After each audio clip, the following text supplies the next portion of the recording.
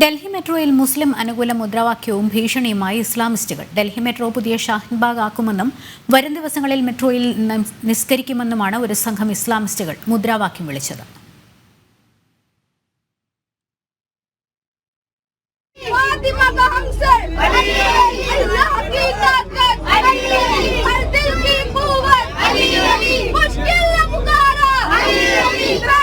ഡൽഹിയിലെ ജോർബാഗ് സ്റ്റേഷനിൽ നിന്ന് മെട്രോയിൽ കയറിയ സ്ത്രീകളും കുട്ടികളും യുവാക്കളും ഉൾപ്പെടെയുള്ള സംഘമാണ് സഹയാത്രികരെ ബുദ്ധിമുട്ടിപ്പിച്ചുകൊണ്ട് മുസ്ലിം അനുകൂല മുദ്രാവാക്യങ്ങൾ വിളിച്ചത്.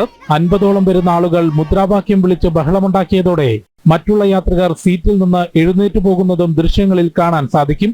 അല്ലാഹുവിനെ സ്തുതിച്ചുകൊണ്ട് ബഹളം വെച്ച ഇസ്ലാമിസ്റ്റുകൾ ഡൽഹി മെട്രോ പുതിയ ഷാഹിൻബാഗ് ആക്കുമെന്നും വരും ദിവസങ്ങളിൽ മെട്രോയിൽ നമസ്കരിക്കുമെന്നും മുദ്രാവാക്യം വിളിച്ചു.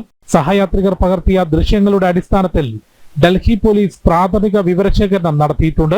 ദൃശ്യങ്ങൾ പരിശോധിച്ച് തുടർ നടപടികൾ സ്വീകരിക്കുമെന്ന് ഡൽഹി മെട്രോ അറിയിച്ചു. ജനം, ഡൽഹി.